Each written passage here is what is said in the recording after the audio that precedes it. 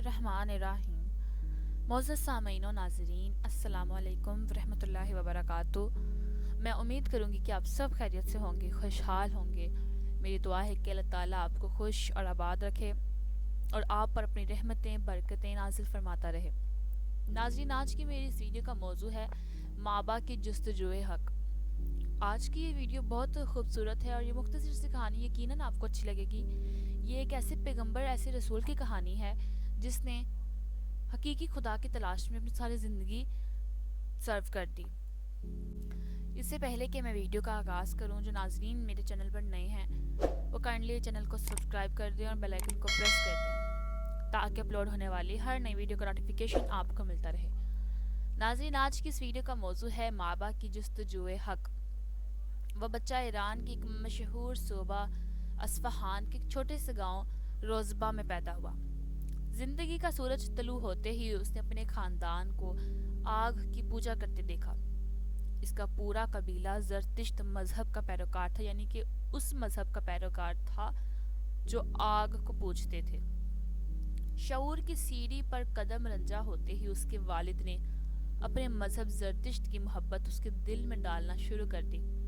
वो उसे आतिश कदा ले जाते ताकि वह बचपन ही से आग की पूजा करना सीख जाए। नन्हे जहन में जब आतिश कदा और आग की मोहब्बत डाल दी गई तो उसका ज़्यादातर वक्त वहीं बसर होने लगा।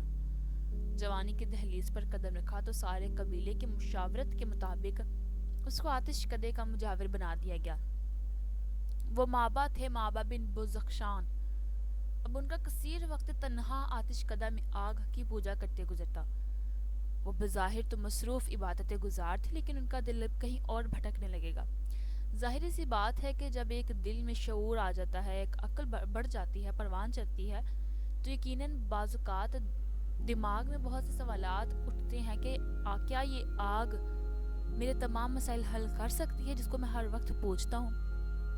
अब उसके दिल में एक ये भी सवाल था कि फ़कत एक सवाल जो माँ बाप को अंदर से झंझोड़ रहा था, क्या वाकई ये आग मेरी माबूद हो सकती है? क्या ये आग इस लायक है कि मैं इसकी इबादत करूं, इसको पूजूं? ये आग जिसे मैं जलाता भी खुद हूँ, जो खुद जल भी नहीं सकती, ना इसका आगाज़ खुद है ना इसका इंतहा, जो खुद मेरे आगाज़ व इंतहा की खालिक व मालिक कैसे हो सकती है? यानी कि ऐसी आग जिसे मैं जलाता खुद हूँ, खुद बुझा भी देता हूँ, वो आग मुझे कैसे पैदा कर सकती है? ये वो सवाल था जिसने उसके कल्ब व ज़हन में तब्दीली की एक लहर पैदा कर दी थी। इस सवाल से मज़ीद नए सवालों ने जन्म लिया। अगर ये माबूद होने के लायक नहीं तो फिर कोई और है जो माबूद है? क्योंकि ज़ाहिरी सी बात है कि हम इंसान, ये कायनात, ये कुदरत खुद ब खुद तो तख्लीक नहीं हो। लेकिन वो सोच रहा था, लेकिन वो कोई और कौन है? अब उसे तलाश करना होगा। अब वो अक्सर आतिश कदा से बाहर बयामा में अपने माबूद को तलाश करने निकल जाते। जब कुछ ना पाते तो वापस आतिश कदा आ जाते। एक दिन यूं ही राह गुजर में उन्होंने चंद ईसाइयों को इबादत करते देखा। माबा को ईसाइयों के तरीका इबादत ने बहुत मुतासिर किया। उन्होंने इन लोगों से इनके मजहब और तरीका इबादत के बारे में पूछताछ की। नतीजे में मालूम हुआ कि ये भी एक मजहब है और यहीं से माबा के कल्ब में झकड़ चलना शुरू हुए। माबा जो ज़रतिश्त मजहब को ही तमाम इंसानों का मजहब समझते थे, अब ज़रतिश्त के अलावा किसी और मजहब के बारे में सुनकर बहुत हैरान हुए। इसी वक्त सवाल किया कि इनका मरकज़ी इबादत कहाँ है, वो उनके साथ कैसे जा सकते हैं? जिस पर उन ईसाइयों ने जवाब दिया कि अभी हम कुछ दिन यहीं क़याम करेंगे, लेकिन कुछ दिनों बाद जब हमारा काफ़िला यहाँ से निकल कर अपने मरकज़ वापस लौटेगा तो वो उनके साथ जा सकते हैं। माबा को हक की तलाश थी। इन्हें खोज लग गई थी कि अब हकीकी माबूद को ढूंढना है, उसे पाना है और सिर्फ उसी की इबादत करनी है। लेकिन ये सफ़र इतना आसान नहीं था जितना माबा को आसान लग रहा था। माबा ने उन्हें कह दिया कि जब वो वापस अपने मरकज़ की तरफ सफ़र करें तो उन्हें भी साथ ले जाएं। माबा हक की तलाश के लिए सफ़र का पुख्ता इरादा लिए घर को लौटे।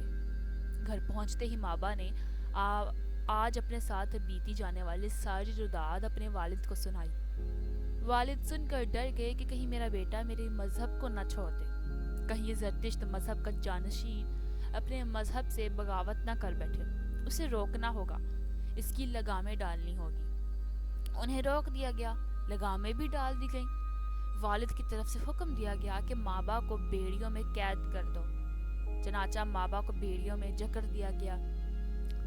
اس قید نے انہیں یقین دلا دیا کہ کچھ تو گڑبڑ ہے، اگر میرا باپ اور میرا دین برحق ہوتا تو وہ مجھے یوں بیڑیوں میں نہیں جکڑتے، بلکہ اپنے مذہب کے برحق ہونے پر دلائل پیش کر کے مجھے قائل کرنے پر مجبور ہوتے تاکہ میں کبھی اپنے مذہب سے انحراف نہ کر سکوں۔ لیکن یہ قید مجھے یقین دلاتی ہے کہ یہ آگ میری معبود ہرگز نہیں ہو سکتی، یہ آتش کدہ میرا مرکز عبودیت ہرگز نہیں ہو سکتا۔ مجھے جانا ہوگا اور حق کو تلاش کرنا ہوگا۔ بیڑیوں میں جکڑے ہونے کے باوجود آپ نے کسی طرح ان عیسائیوں تک یہ پیغام پہنچا دیا کہ جب ان کا قافلہ روانہ ہو تو انہیں ضرور آگاہ کر دیا جائے۔ آگاہی کا طریقہ وہی تھا جس طرح انہوں نے ان تک پیغام پہنچایا۔ عیسائیوں کا وقت سفر قریب آ پہنچا۔ مابا تک پیغام پہنچا دیا گیا اور مابا اپنی بیڑیوں پر تلاشی حق کی جستجو اور معبود حق سچ کا یقین لیے زور آزمائی کرنے لگے۔ خالق حقیقی نے مابا کو اپنے لیے چن لیا تھا۔ بیڑیاں ٹوٹ گئیں اور مابا قید سے آزاد ہو گئے۔ اس طرح یقین اور مضبوط اور پختہ ہو گیا کہ اگر کوئی معبود حقیقی ہے جس نے مجھے آج ان بیڑیوں سے آزاد کیا ہے تو وہ مجھے تمام معبودان باطلہ کی قید سے بھی ضرور آزاد کر دے گا۔ مابا نے عیسائیوں کے ساتھ رخت سفر باندھا، دل میں دین حق کی تلاش کے جگنو لیے ملک شام پہنچ گئے۔ وہاں پہنچتے ہی آپ سب سے پہلے عیسائیوں کے مرکز یعنی گرجا گئے۔ وہاں موجود پادری سے ملے۔ پادری سے دین عیسائیت اور حضرت عیسیٰ علیہ السلام کی بابت جاننے کے بعد پادری کے ہاتھ پر عیسائیت قبول کر لی۔ ملک شام میں موجود پادری جس کے ساتھ آپ ہمہ وقت موجود رہتے، دین عیسائیت کی تعلیم حاصل کرتے اور مسلسل عمل کے لیے کوشاں رہتے۔ جب پادری کی موت کا وقت قریب آنے لگا اور مابا کو لگا کہ پادری اس دنیا سے منہ موڑ کر دائرہ فانی سے کوش کرنے لگے ہیں تو آپ نے پوچھا، آپ کے بعد میں کس کے پاس جاؤں کہ نہ بھٹک سکوں اور نہ گمراہ ہو سکوں؟ پادری نے کہا، میرے مرنے کے بعد تم یہاں نہیں رہنا، کیونکہ میرے یہاں پر منصب پر میرے بعد آنے والا پادری تمہارے لیے مشعل راہ کے مانند نہیں ہوگا، وہ تمہیں درست طریقے سے راہ راست نہیں لا سکے گا۔ تم شہر موصل کی طرف سفر کرنا، وہاں موجود پادری تمہیں دین حق سے پھرنے نہیں دے گا۔ پادری کی موت کے بعد مابا موصل کی طرف روانہ ہو گئے۔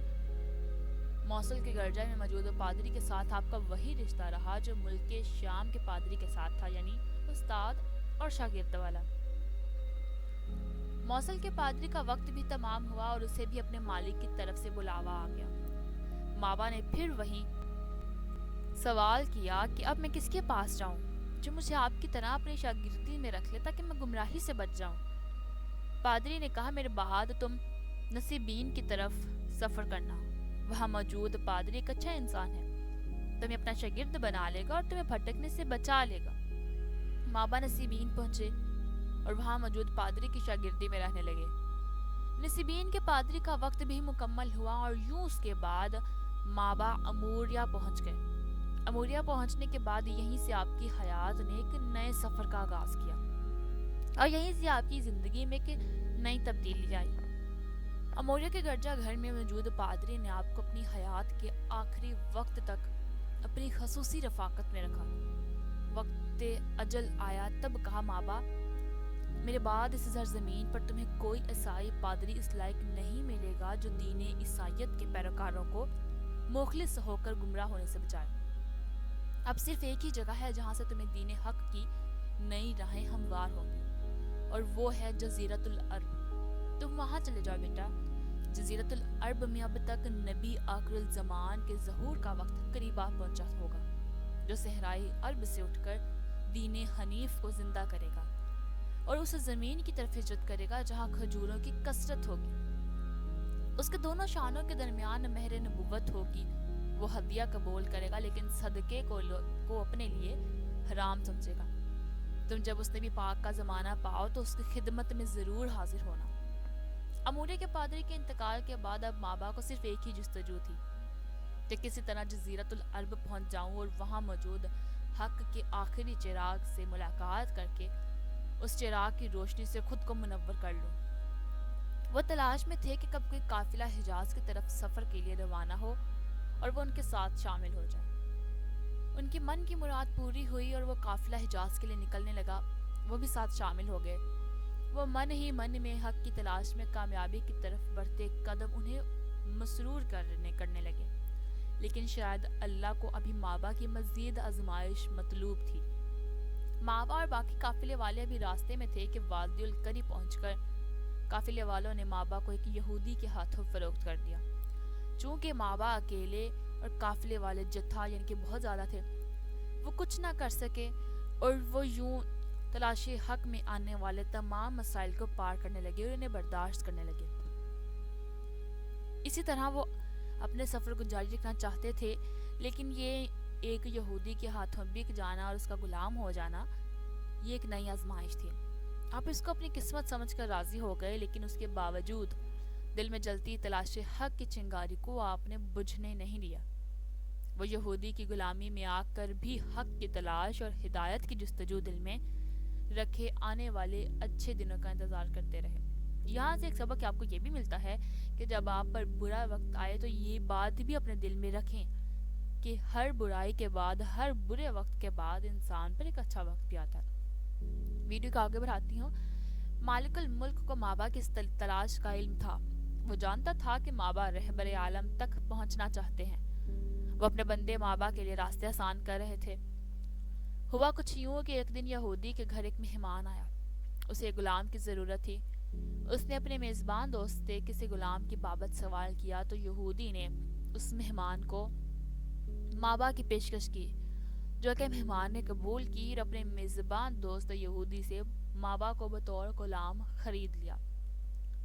مہمان یثرب کا رہائشی تھا، لہٰذا وہ مابا کو اپنے ساتھ لے کر واپس یثرب آ گیا اور وہ یوں مابا مدینہ النبی یثرب پہنچ گئے۔ یہاں پہنچ کر مابا نے جب چاروں طرف کھجور کے جھنڈ دیکھے تو سمجھ گئے کہ یہی وہ مقام ہے جس کے لیے میرے استاد عیسائی پادری نے کہا تھا کہ اس جگہ پر آخری رہبر عالم کا ظہور ہوگا۔ ایک دن ایسا ہوا کہ آپ باغات میں اپنے مالک کے ساتھ کام کر رہے تھے۔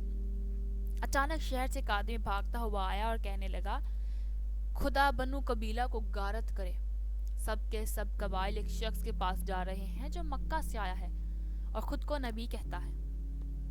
مابا نے جب اس کے منہ سے یہ الفاظ سنے تو چونک گئے۔ اس آدمی کی طرف رخ کیا اور سوال کیا کہ جو بات تم نے ابھی کہی دوبارہ تفصیل سے بتانا۔ وہ آدمی بتانے ہی لگا تھا کہ مابا کے مالک نے ان دونوں کو جھڑک کر خاموش کرا دیا اور مابا سے کہا کہ جاؤ، جا کر اپنا کام کرو۔ مابا اس وقت خاموش ہو گئے، لیکن آپ کے دل میں جلتی حق کی چنگاری اب تیزی پکڑنے لگی تھی۔ آپ جان گئے تھے کہ وہ رہبر عالم، وہ ہادی مجسم تشریف لا چکے ہیں۔ اب مابا کو جلد از جلد ان تک پہنچنے کی جلدی تھی، لیکن اس کے لیے آپ وہ 3 نشانیاں پوری ہوتا دیکھنا چاہتے تھے جو آپ کو آپ کے پادری استاد نے بتائی تھیں۔ کچھ دن بعد آپ نے کچھ کھجوریں لی اور لوگوں سے پوچھتے سوال کرتے بالآخر سرور کائنات صلی اللہ علیہ وآلہ وسلم کی خدمت میں پہنچ گئے۔ ادب سے تشریف فرما ہو کر مابا نے سب سے پہلے آپ صلی اللہ علیہ وآلہ وسلم کو وہ کھجوریں پیش کی اور کہا، یہ صدقے کی کھجوریں ہیں۔ رسول اللہ صلی اللہ علیہ وآلہ وسلم نے وہ کھجوریں مابا سے لیں اور انہیں اپنے اصحاب میں تقسیم کر دیا، اور یوں مابا نے اپنی آنکھوں سے وہ ایک نشانی پوری ہوتی دیکھی کہ وہ نبی آخر الزمان صدقے کا کوئی مال نہیں کھاتے۔ اب مابا کو دوسری نشانی دیکھنے کی جستجو تھی۔ کچھ دن بعد مابا نے دوبارہ کچھ کھجوریں لی اور آپ کی خدمت میں یہ کہہ کر پیش کر دیں کہ یہ کھجوریں آپ کے لیے ہدیہ ہیں۔ مابا نے دیکھا کہ سرور عالم صلی اللہ علیہ وآلہ وسلم نے وہ کھجوریں مابا سے لیں، انہیں خود بھی کھایا اور اپنے اصحاب میں بھی تقسیم کیا۔ مابا یہ دوسری نشانی پورا ہوتا دیکھ کر بے حد خوش ہوئے تھے کہ اب بس ایک نشانی باقی ہے، اس کے بعد میرا سفر ختم ہو جائے گا، مجھے ایک کٹھن سفر کے بعد منزل مراد مل جائے گی، آزمائشی سلسلہ ختم ہوگا اور آزمائش کا پھل بھی مل جائے گا۔ تیسری نشانی جو کہ آپ کے عین الیقین کے لیے آخری نشانی تھی، وہ آپ کی مہر نبوت کو دیکھنا تھی۔ بابا مسلسل اس کوشش میں تھے کہ کسی طرح آپ کی پشت پر موجود مہر نبوت کو دیکھ لیں۔ کچھ دن بعد آپ کو علم ہوا کہ اللہ کے رسول جنت البقیع میں کسی جنازے کی تدفین کے لیے جا رہے ہیں۔ ماں باپ بھی آپ کے ساتھ چل دیے۔ ماں باپ صلی اللہ علیہ وآلہ وسلم کی پشت کی طرف کھڑے رہے تاکہ آخری نشانی کو یقینی آنکھ سے دیکھ کر سرور عالم کے ہاتھ پر اپنا ہاتھ رکھ کر بیعت اسلام کر سکیں۔ بابا اچک کر آپ کی پشت کو دیکھنا چاہتے تھے۔ اللہ کے رسول صلی اللہ علیہ وآلہ وسلم نے جب یہ محسوس کیا کہ آپ کی پشت پر ماں باپ کھڑے ہیں جو کچھ دیکھنا چاہتے ہیں، تو آپ نے اپنی پشت سے کپڑا ہٹا دیا۔ یوں ماں باپ نے اپنی آنکھوں کے سامنے مہر نبوت کو پا کر اپنی حیات کی سب سے بڑی خوشی، سب سے بڑی کامیابی، سب سے بڑی سرفرازی کو پا لیا۔ ماں باپ نے جو ہی مہر نبوت دیکھی، نم آنکھوں کے ساتھ اپنے ہونٹوں سے مہر نبوت کا بوسہ لیا اور آپ صلی اللہ علیہ وآلہ وسلم کے سامنے آ کر آپ کے دستے مبارک میں اپنا ہاتھ دیا، قبول اسلام کی فرمائش کی اور اس طرح رسول اللہ صلی اللہ علیہ وآلہ وسلم کے دستے مبارک پر اسلام کی بیعت کی۔ مشرف با اسلام ہونے کے بعد اللہ کے رسول نے سب سے پہلے آپ کا نام تبدیل کیا اور یوں آپ مابا سے سلیمان بن گئے۔ وہی سلمان جنہیں آج دنیا حضرت سلیمان فارسی رضی اللہ عنہ کے نام سے جانتی اور پکارتی ہے۔ یہ حضرت سلمان فارسی کے قبول اسلام کا وہ واقعہ ہے جو آپ رضی اللہ تعالیٰ عنہ قبول اسلام کے بعد آپ صلی اللہ علیہ وآلہ وسلم اور صحابہ کرام کی مجلس میں بیٹھ کر سنا رہے تھے کہ کس طرح اور کتنی آزمائشوں سے گزرنے کے بعد وہ مابا سے حضرت سلیمان فارسی تک کا سفر طے کر کے آئے ہیں۔ ایک طویل کٹھن بھری مسافت سے گزر کر انہوں نے منزل حق کو پا لیا اور اس کے بعد آخری سانس تک وہ خاتم النبیین صلی اللہ علیہ وآلہ وسلم کی شاگردی میں رہے، اور یوں انہوں نے اللہ اور اس کے رسول کی جانب سے رضی اللہ عنہ کی بشارت سنائی گئی تاکہ جس بشارت کے بعد کسی اور بشارت کی حسرت نہ رہے۔ بے شک حق کی تلاش میں نکلے انسان کو حق مل ہی جاتا ہے۔ امید کروں گی ناظرین کہ آج کی ویڈیو آپ کو پسند آئی ہوگی۔ حضرت سلیمان فارسی کے اسلام کا واقعہ آپ کو پسند آیا ہوگا۔ اگر ویڈیو اچھی لگی ہو تو لائک، شیئر اور کمنٹ ضرور کیجیے گا، اور کائنڈلی چینل کو سبسکرائب کر دیں اور بیل آئیکن کو پریس کر دیں تاکہ اپلوڈ ہونے والی ہر نئی ویڈیو کا نوٹیفیکیشن آپ کو ملتا رہے۔ اپنی دعا میں یاد رکھیں۔ اللہ حافظ۔